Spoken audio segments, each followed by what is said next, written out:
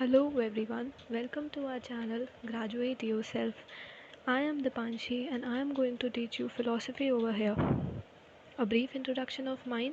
I am pursuing my graduation with subjects like philosophy, medieval history and political science. If you have any query regarding these subjects, you can ask me in the comment box along with your email ID so that I can reach you. So, without wasting our time, let's get started with our today's topic, that is Indian philosophy part 1, uh, BA first year. First of all, before starting any subject, we must know what does the subject actually teaches us about. Uh, in our first year, the philosophy has been divided into two subparts, that is the Indian philosophy and the ethics. Today we are going with the Indian philosophy, in which we will study about the introduction to Indian philosophy, characteristics of Indian philosophy, division of Indian philosophy in Astika and Nastik system. The reference has been taken from book Datta and Chatterjee and also from Google. So let's get started with our today's lecture, in which we'll know about what the philosophy is. So basically the philosophy is a word that has been derived from word phil and osophy, which means love of knowledge. It tries to know the things that are directly or remotely concerned with a man. Here I would like to say you that note the things that I am saying so that it would be easy for you to make the notes and write it the answer in the exams. So, in Indian terms, it aims as knowledge of truth and therefore termed as vision of truth, popularly known as darshan. Indian philosophy is also known as darshan because it tries to attain the vision of truth. Like it tries to attain what the world actually is, how we should live in this world. Philosophy is a very important aspect of our life, and every man in some or other way is directly concerned with the philosophy. Uh, uh, Philosophy tells us how to lead our life so as to get deliverance. Here, I would like to mention that deliverance means moksha, that the freedom from all the pain, and it also tells us how to get out from the cycle of birth and death. And it is actually a really interesting area of study, according to me. So, Indian philosophy, basically, darshan deals with the various philosophical thoughts that have been originated in Indian subcontinent. Here, I would like to mention that Indian philosophy is not at all a Hindu philosophy. It is the philosophy that has been developed in the Indian subcontinent. That means that has been developed by the Indians, not Hindus. Okay. So that has been developed in the Indian subcontinent. Indian philosophy has been developed over a wide interval of time by many philosophers, those who belong to different tradition and different ages. They had a different views of seeing the world. Therefore, there is a contrast between their ideas, but we should accept it because different people have different opinions about what the reality is. But still, in Buddha, Jain and Charvak philosophy, you will see that these three are entirely different from one another, but still they show unity and diversity. Like they are in some or another way connected to each other. Here, I would like to mention that in Indian philosophy, there are many subparts. The Charvak is absolutely different from all the other parts. Charvak's philosophy is so different. Like we will see it in our coming sections that Charvak is a different branch of study, we can say. Like it is not a part of Indian philosophy, basically, I consider, but still it is. So, a basic introduction to what we will learn today is simple, the characteristics of Indian philosophy and the Astic and Nastic system. Done. So, going ahead. Indian philosophy, in Indian philosophy, every problem is discussed from all possible approaches. Here, you have to mention that Indian philosophy gives the solution of every problem through metaphysical, ethical, logical, psychological, and epistemological way. Indian philosophy is marked with a broad outlook. Like when you will read Jain philosophy, you will find that Jaina says that we must not impose our opinions on other because there is the every coin has two face, every reality has two face. What we see is not necessarily like what it is. Done. So Indian philosophy is marked with a broad outlook. You will find that different philosophers has different views and different opinions, but still. So you got a basic introduction to Indian philosophy. Moving to the second part, characteristics of Indian philosophy. So Indian philosophy, the characteristics are general features basically. Okay, so Indian philosophy's characteristics are like the main basic general features that the Indian philosophy or any subject possess. There are 11 main characteristics that I have mentioned below. There are many others you can see, but these 11 are main. Okay, like self realization, spiritual orientation, spiritual orientation, moral consciousness, deliverance is ultimate end. Deliverance is moksha, that is end from all the pain. Like ignorance, intellectualism, synthetic approach, dynamism,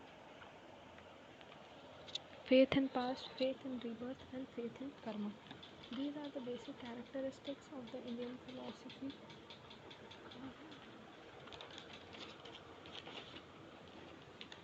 So I'll be telling you about all these in short.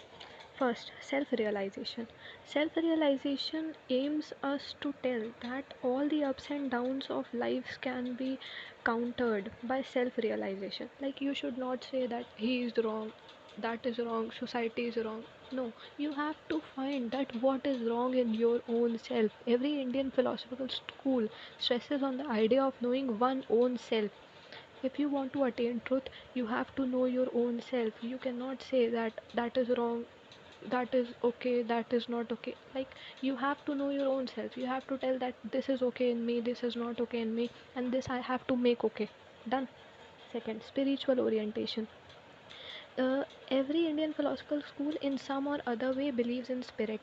Like Buddha and Jaina believes that there is no as such soul, but still there is some form of energy. Okay, so Indian philosophical school basically consider the soul, that is spirit, that is energy, as the center of human life, which enables a human to do everything. Then we come to moral consciousness. Indian philosophical school deals with the idea of morality, that whatever we do by our own self, we know that it is right or wrong. Like, there is, we say in ethics, we say that there is a conscience in ourself.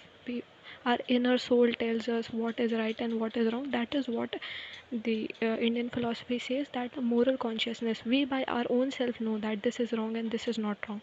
Okay.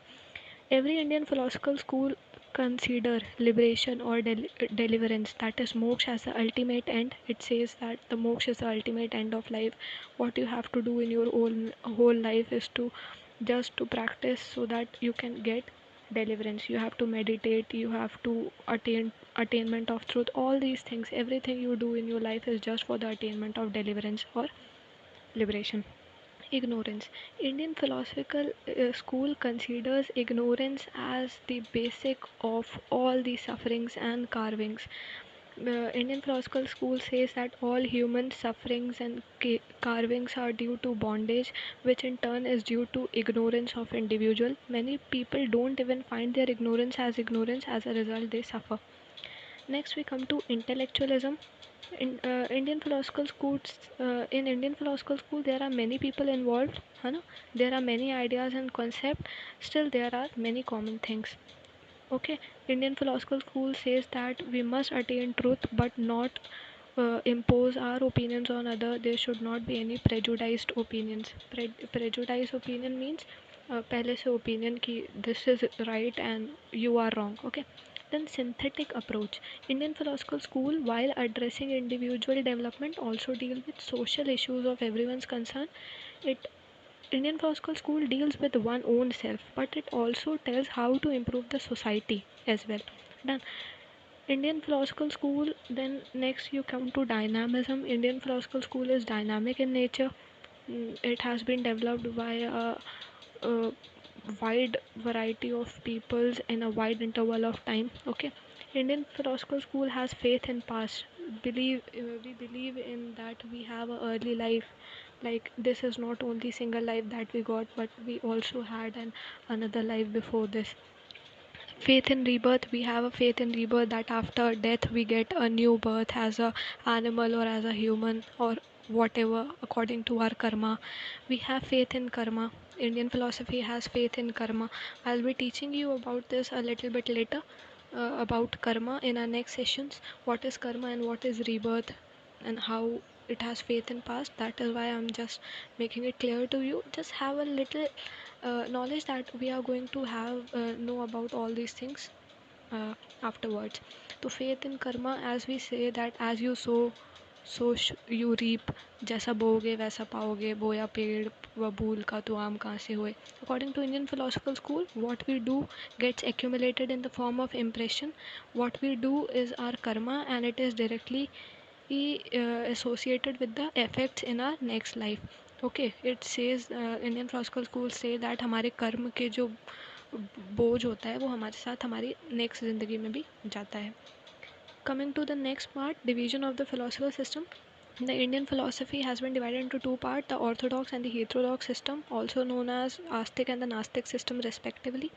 So it has been divided into orthodox and heterodox system because as we say that he is Astic or she is Astic, we say that he believes in God, that is why he is Astic. He does not believe in God, that is why she is Nastic. But this is not the case in philosophy. Those who believes in Vedas, what are Vedas? Vedas are the written or written books in Hindu mythology, but there is nothing to do with the e- so here when you divide the two into Astic and Nastic system, that is the orthodox and the heterodox system, you have to mention that those who believe in Vedas comes under the system of Astic, and those who don't believe in Vedas comes under the Nastic. 2 points here to note is Astics believe in soul, they believe in second birth. Nastic don't believe in soul, they also don't believe in the second birth. Under the Nastic system, there are three subcategories, Buddha, Jain, and Charvakya, whereas in Astic system, we have Purvamamsa, Uttarmamsa, Yog, Nyay, Shank. Done. So, if you in your exam there's a question comes that differentiate between Astic and Nastic system, the answer is too short, so you have to write first 2 pages with the introduction of Indian philosophy. The next third page will have a quarter of area covered with the diagram that divide the Indian philosophy into two parts, that is Astic and Nastic system. Then you have to tell what the normal people thinks about Astic and Nastic, and what does the Indian philosophy says about what is Astic and what is Nastic. Then, giving this definition, you will give the definition of Astic, that is orthodox system, and then the Nastic, that is the heterodox system. Then you will define the subcategories of Astic and the Nastic system. I hope you understood the whole video. Thank you for watching. Keep supporting. Have a nice day. Thank you.